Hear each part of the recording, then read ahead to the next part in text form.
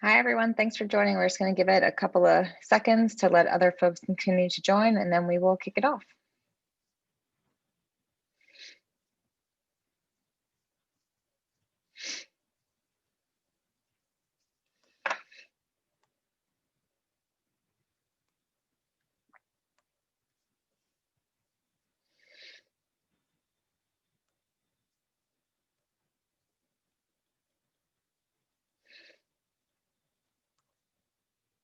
Great. Barbara, should we just go ahead and get started? Yes, you can go ahead and get started.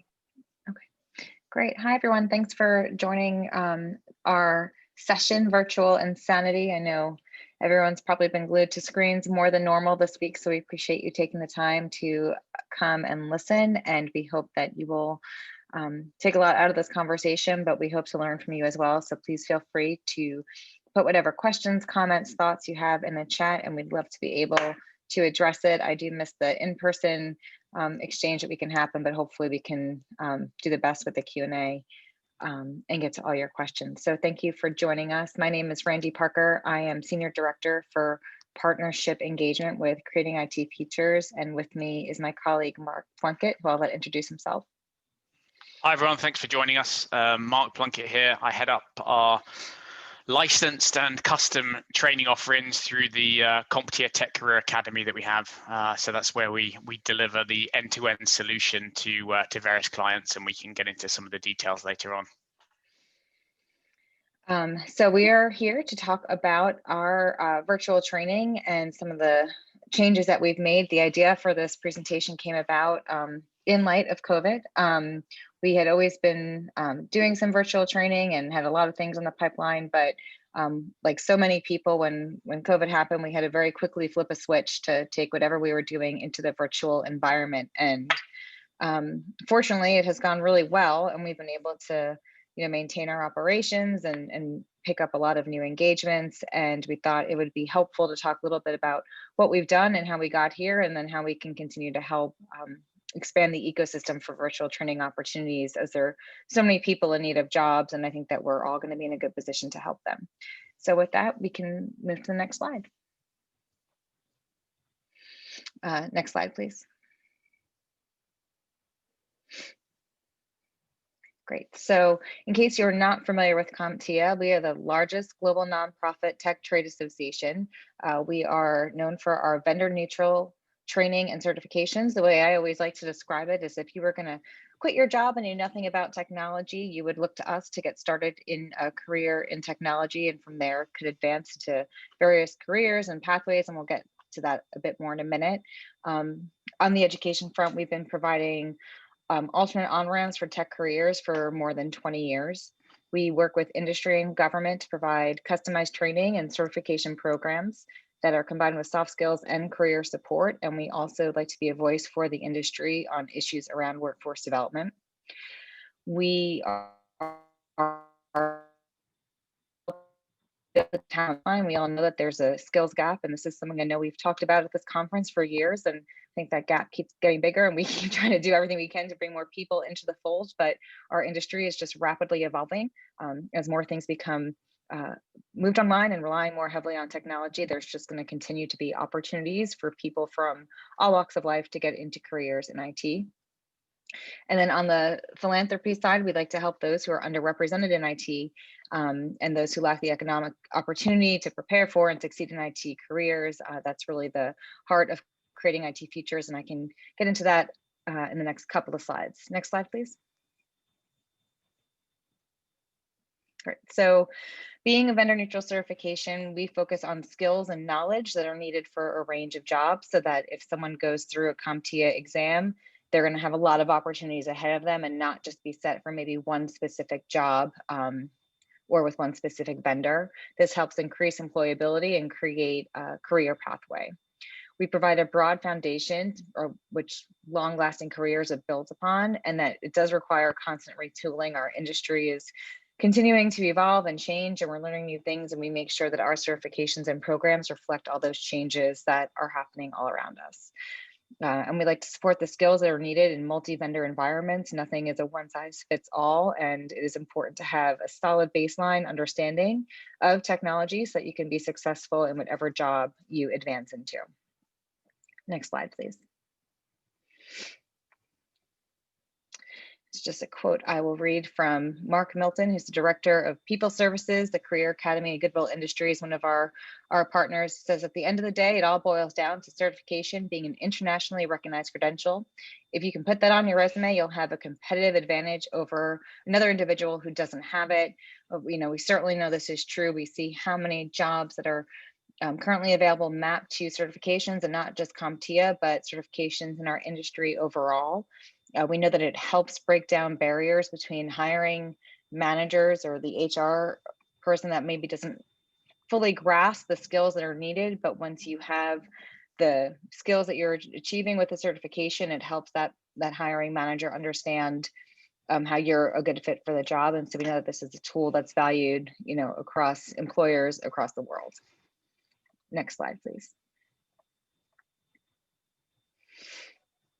Great. So we have, here's a bit of a roadmap around what CompTIA does. So we have our core skills certification. I'm sure many of you are familiar with our IT Fundamentals Plus, our A+ certification exam, which is certainly one of our oldest, the Network Plus and Security Plus, and we call those our core skills. This is what you get started with. And then from there, there's a couple of different options. One is on the infrastructure pathway. And so you can see the certifications that are listed there. That really is just the backbone of IT operations. And if you advance into those certifications, helping to you know, get the skills necessary for any business function. And then there's a cybersecurity pathway, and that's where you see our Pen Test Plus, our CAS Plus, and our CISA Plus. Obviously, we know that cybersecurity is a big issue, becoming even bigger. There's a big misconception that you need, you know, a PhD in STEM to get into cybersecurity, and we'll get more to that in a minute, but that's simply not true. And if you stack on the cybersecurity certifications that we have to the core skills, anyone can really get into cybersecurity. These certifications are based on input from thousands of subject matter experts worldwide. We are constantly reevaluating our exams. They're updated every 2 years, and we have the ability to update our certifications out of a cycle if there's a big shift in the industry as well. So this is something that we're constantly looking at. And we'll say that the A+ exam of today is not the same one that it was 20 years ago, and that's really true for all of our certifications. Next slide, please. Which takes us to creating IT futures, which is where I sit. We are the leading charity of CompTIA, and it is our mission to create pathways for populations that have traditionally been underrepresented in the IT workforce. This is women, people of color, veterans. We have a program called IT Ready, which is where a lot of this, the programs that Mark's going to talk about really got started, where we took people with no tech background, no experience, and we put them through an 8-week boot camp style program. They graduated with a couple of different CompTIA certifications, and then were able to advance into jobs in IT, and then from there onto cybersecurity. I had the pleasure of meeting one of our early graduates who, again, had no background, had been working, you know, hourly wage jobs, not making a lot of money, went through IT Ready, and now he has continued to advance in his career, and he's running cybersecurity for his local school district. So, which is certainly a more important job now more than ever, as so many of our districts have really had to go online. And so it is a great way for someone to get their foot in the door, and the first job that someone has after graduating from our IT Ready program will certainly not be their last. This helps put them on a pathway, and I look forward to Mark sharing with you a bit more of the details around the training that we've been able to develop. But this is really where that idea got started. Back in March, like I said, we had our IT Ready classes that were in person, live, instructor-led, and suddenly we couldn't do that anymore. And so we had to, like, you know, flip the switch, move it all online, and we were able to do so in a really seamless manner, continuing with the engagement. I had a former colleague who used to always describe this sort of as the Peloton of IT training. You know, it can be on demand or it could be live in person. And it's a really great way to help keep people engaged in what they're doing, even though they're sitting on the other side of a screen. And just for further background, Creating IT Futures has been around since 1998. So we have a pretty good reputation in the industry about helping to really, drive the workforce conversation. We're in the process of rolling out some more core beliefs across Creating IT Futures and all of CompTIA, and happy to answer any questions specifically about that program. Next slide, please. Great. And really just reinforcing what I was just saying, that this is taking on the Tech Workforce Challenge. We have research, program development, partnerships. My role is focused around that partnership development. Not only do we have IT Ready, but we have a program called Tech Girls, which takes middle school girls and helps give them opportunities to engage in technology so that they can develop that passion, those skills in a room full of other girls where they, feel safe. And making sure that our partners realize that not only do we have IT Ready, but Tech Girls and a lot of the other philanthropic partners that we're engaged with to make sure that they're working with us in as many different ways as possible. Next slide, please. So where are we now? So there's some challenges with the current training options. There's community colleges and universities, which are great options and will always continue to be great options, but they're not for everybody. They're expensive, they're take a lot of time, and not everyone has the luxury to go through that sort of a training program. And very often they, people wind up owing more money than they're able to make, and it sets back their ability to earn a living and progress themselves professionally. There's a for-profit training programs, and then there's other nonprofit and local customized programs, which Mark will get to in a little bit here. Next slide, please. So our areas of focus, it's these underserved communities. This is within IT Ready. And I think that definition, underserved communities, is really expanding in light of recent days. Certainly we've been looking at a lot of opportunities to help reskill hospitality workers, gig workers, people that otherwise would have been in different careers and different pathways that traditionally underserved, but now those options aren't available to them as well. We're looking at out-of-school youth, veterans, transitioning veterans and military spouses, women in technology. There's a huge gap here. We need to really be doing more to get on top of that. And then diversity in tech and underserved populations. We can't solve the technology problems we have and that we're facing as a nation and as a world if we only have people that look a certain way working on those problems. So it's really important that we bring in that diversity, both for economic equality and opportunity, but also to help make us stronger as a nation. Next slide, please.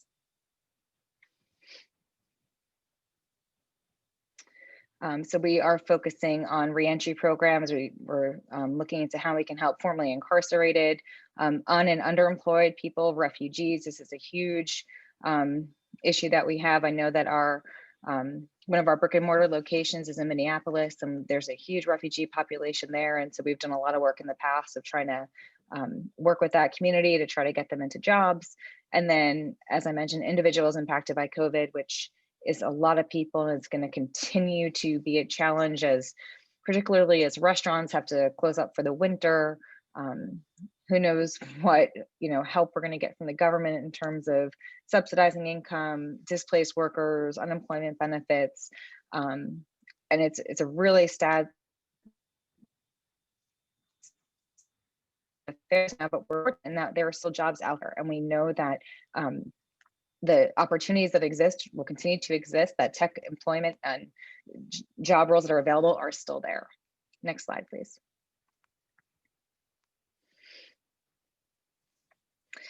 So for the current tech landscape, we know that there's 30 million plus individuals that are out of work due to COVID. We know that the national unemployment rate inched lower to 7.9%. But for IT occupations, that rate stands at 3.5%, which is really remarkable. And that's based on data from September. So it shows how sort of protected this industry is in terms of unemployment, because these jobs didn't go away. They're able to easily be transitioned to home and be conducted in a safe way. And they're growing, like I said earlier, because there's so much more that's happening on the internet and with technology and things that we hadn't really considered before, looking at the reliance of the restaurant industry, again, on technology and the skills that are needed there. So we're going to just see this, I think, continue to grow over the next several months. Next slide. Great. And just a little bit more details on some of these IT occupations. We know that there's more than 200,000 job openings for IT occupations in September. Listed there, you'll see that software and application developers, IT support specialists, system engineers, and year-to-date job postings for IT occupations that specify remote work increased 58% versus that same time period in 2019. So we see that this industry has really been able to quickly and easily embrace this work from home environment that so many of us are living in. Next slide, please.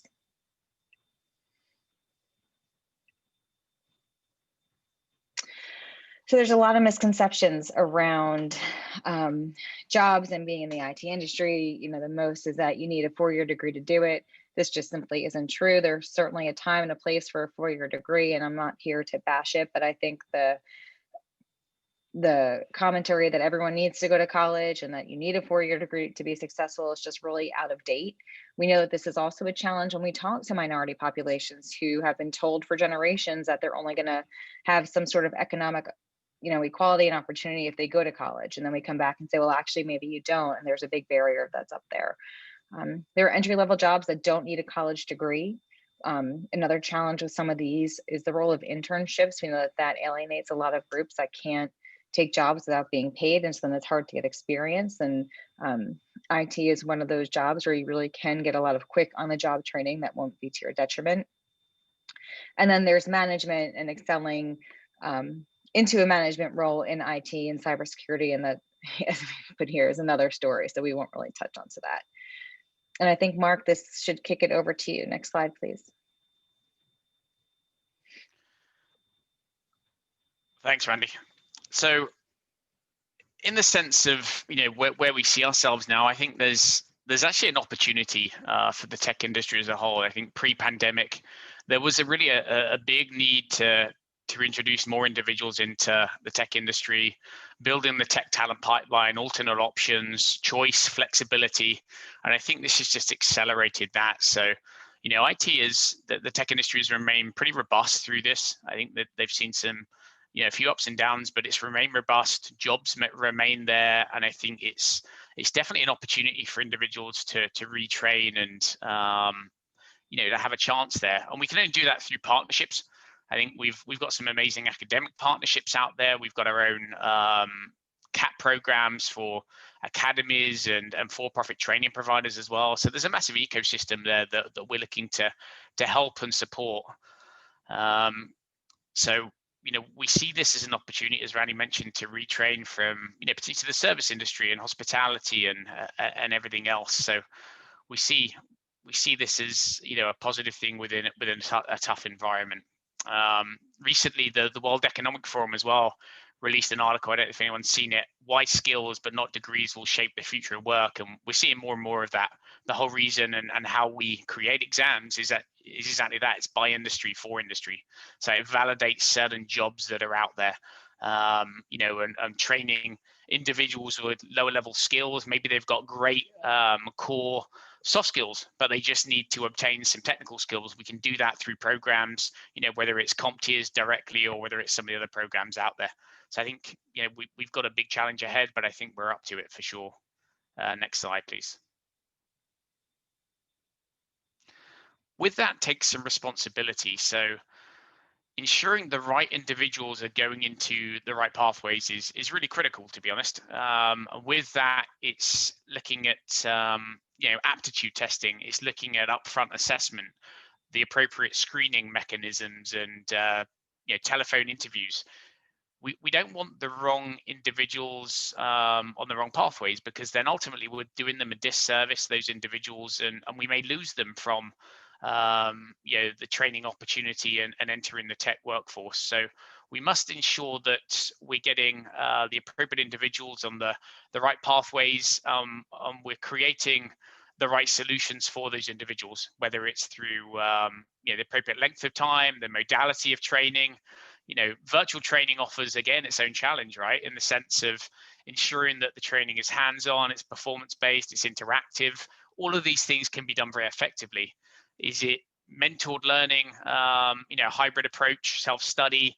All of these facets come to play. So it's really it's really important that we ensure the right individuals are getting the right solution there that justifies it and allows them to build that core knowledge and progress through within the stackable credentials that Randi mentioned as well. Next slide, please. So the way that we work is very much a consultative approach in the sense of we look at some of the custom training offerings under CompTIA Tech. And that is really understanding, well, what is the need and what is the data showing us? So, for example, if we're working with a particular state or particular community, what is the job data showing us? What is industry asking for here? And then we create a solution on the back of that. There's been too many times, I think, where the solution has been built, but there's no outcome. And I think we're in a time where we need to demand outcome, we need to demand results. And if that outcome is a job, we need to ensure that we're training individuals for that job. If the outcome is to just build the talent pool to attract industry in, then we need to work towards that.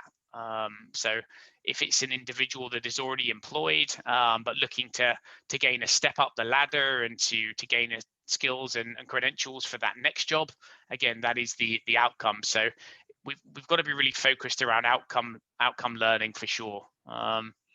In terms of custom training, we've worked with over 70 different entities, and that ranges from academic institutions through to government agencies, through to states directly, through to organizations. And I'll share some examples a little later on, but that is multiple trainings within those 7 unique entities.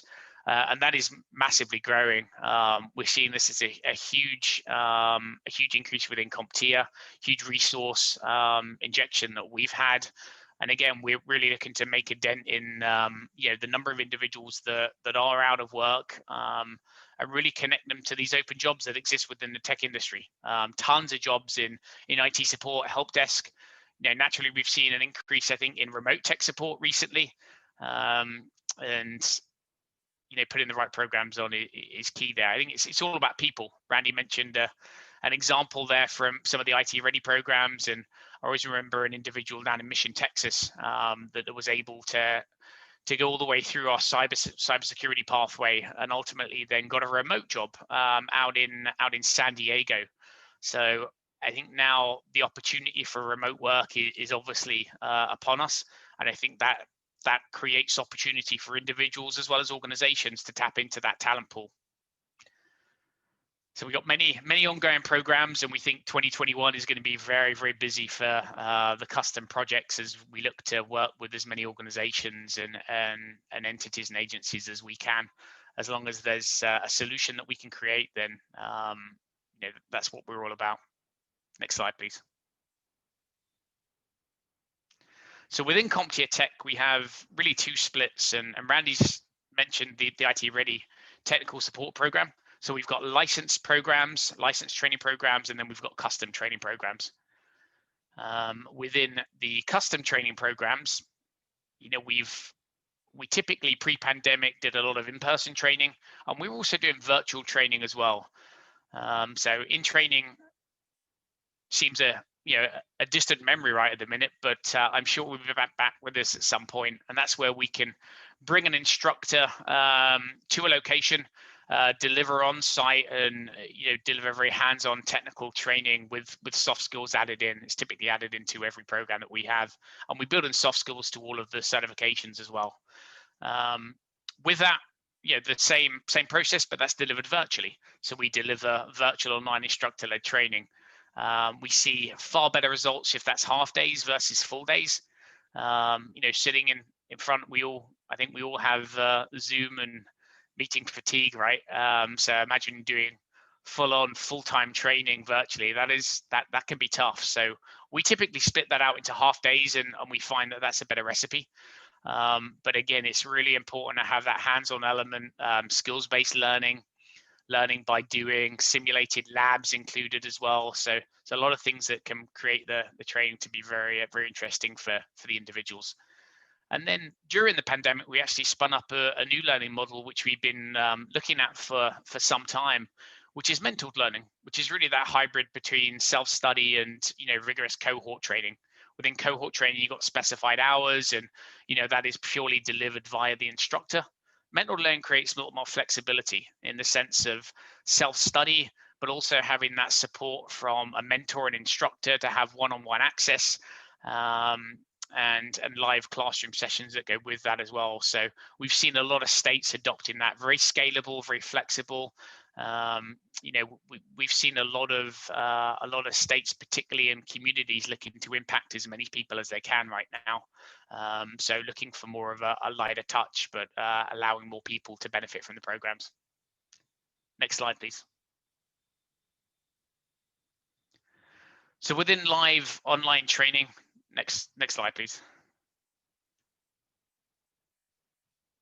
We really split that into, as I've mentioned previously, having our own trainers, our own certified trainers, and quality is of the essence there, in the sense of, those instructors are utilizing industry best practices, kind of cutting edge approaches as to how do we deliver that training.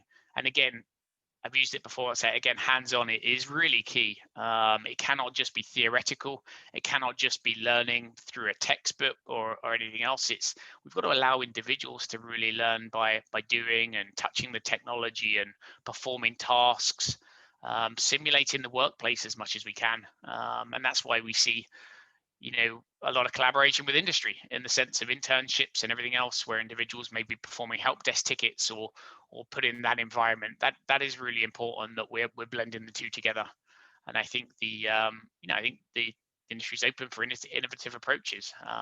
So I'd love to hear kind of what is coming next, and we're always at the fore in assessing that through our own learning materials, our own learning platforms, as well as the way that we deliver that from a services perspective as well. Next slide, please. And one more. Thank you. So as I mentioned before, and probably jumped the gun on that, but mentored learning is something that we've been working on for a long time, and it utilizes an LMS system where an individual would go in, as per an online college, and they would see all of the tools and resources that they have there, access to self-study, our proprietary learning, which is Cert Master Learn, which allows individuals to utilize kind of confidence-based learning, performing tasks and going through and learning the content, but also having access to experts and all the support that goes with that. And we've got multiple CompTIA certifications that are built into that platform. Next slide, please.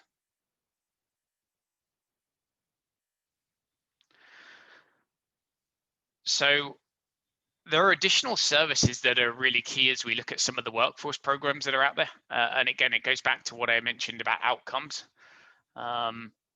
We offer custom marketing support, building the pool of individuals interested in these type programs. We look at screening mechanisms. So we utilize Wonderlic as a cognitive test that NFL use, and it's used pretty widely as well, and it really assesses an individual's aptitude and are they the right fit for these classes. Again, it's doing a service to those individuals that are applying for programs, talking to individuals, and then not only looking through the training delivery service, whether that's mentored learning, virtual cohort training, or in another world, in-person training, but then we look at outcomes, and that is where we've got an entire career services team that can offer job placement assistance.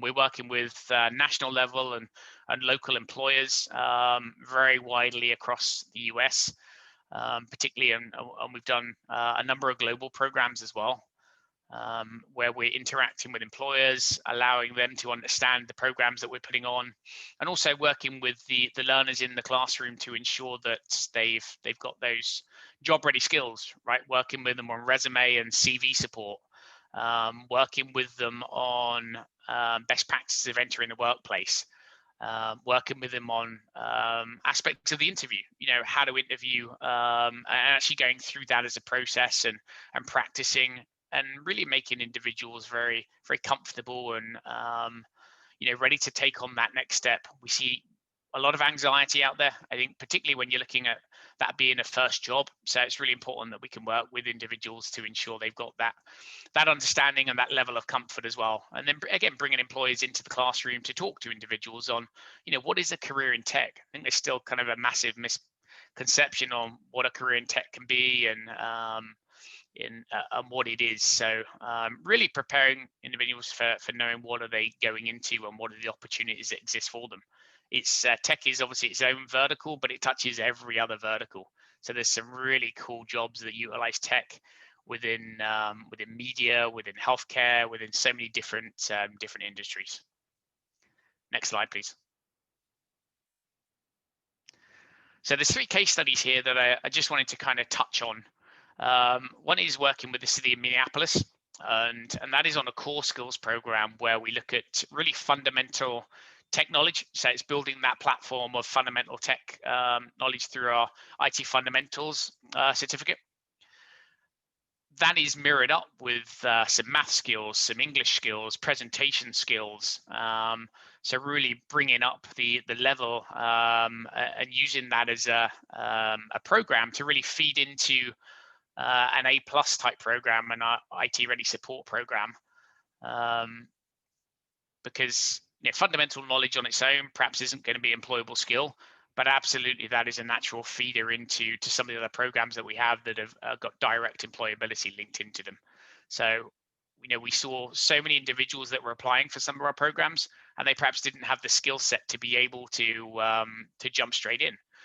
So we didn't want to lose those individuals from potentially entering the tech workforce.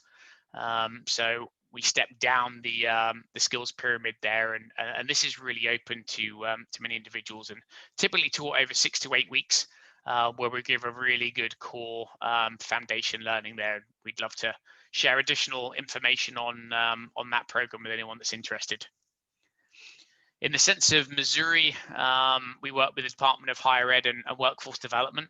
And this is a really cool program that we've built with them. This is around mentored learning.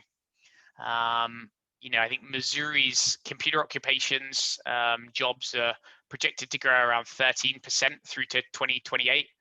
And as we hit the pandemic, they were looking at programs that they could put on to help individuals that had been furloughed or unemployed due to COVID-19.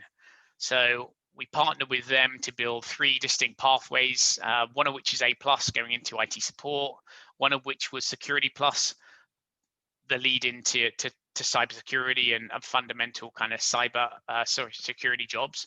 And then the third would be Project Plus, which is fundamental project management skills. And we have some business skills built into that as well. So we'd again be happy to share any details of that program, but really cool program in Missouri that is open up to individuals that have been impacted by COVID. The final program that I wanted to talk about is Amazon, the Amazon Career Choice Program, and this is where we work with Amazon for individuals within the warehouses, and it's really a workforce development program that they've put on, that they fund individuals to actually gain tech skills to be able to leave Amazon and to enter the workplace. So corporate social responsibility type program that has impacted about 275 individuals thus far, and is a program that will be continuing into 2021.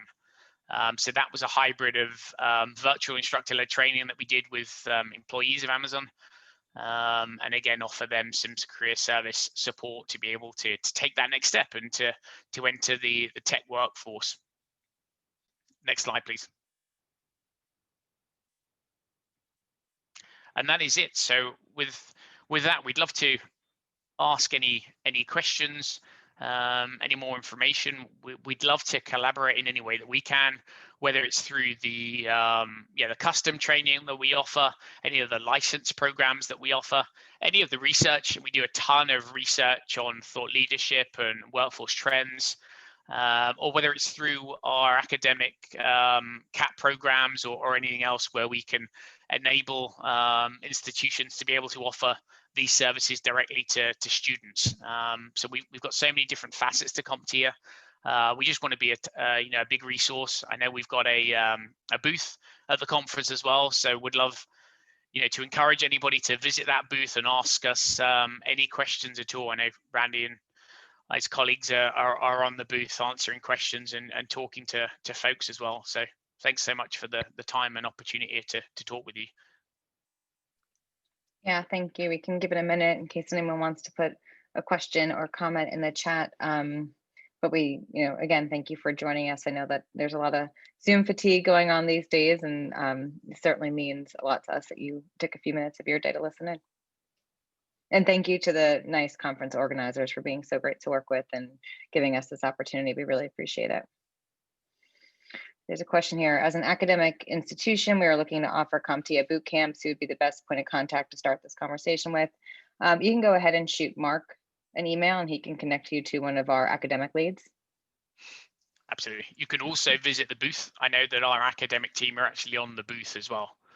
So we'd love to support you in any way there. So yeah, absolutely. Feel free to shoot me a message, but also if you have a chance, pop into the booth and they can support with all the material there as well.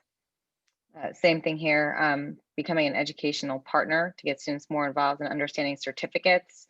Is there a link to sign up as an education partner? I believe there is a link actually on our website. So you can go to CompTIA.org and then go to academics. If you have any issues with that at all, again, reach out to Mark or I and we can direct you. Thank you. We've got a ton of resources as well available to to academic institutions in the sense of details of the certifications, best practices, tons of support that we can offer. So definitely visit the website. Yeah, definitely message us and we'll get a ton of resources over to you.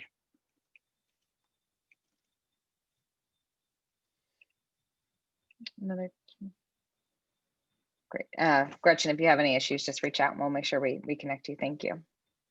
Mark and Randy, can you include your contact information in the Q&A? I know that it's in your PowerPoint, but that way it's easier to grab, copy and paste from the Q&A. Yeah, absolutely. Yes.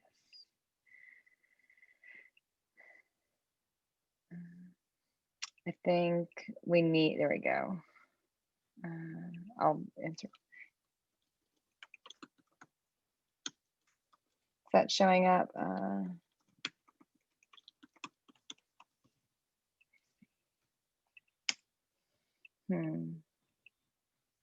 All right, yours, Randy.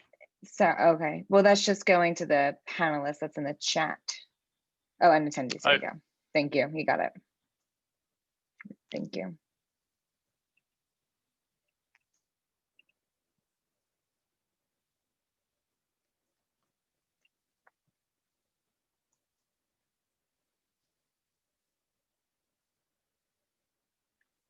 Great. Well, with that, we'll give you back 7 minutes of your day. Thank you again so much, and we look forward to working with you. Thanks so much, everyone. Appreciate it. Have a great rest of the conference.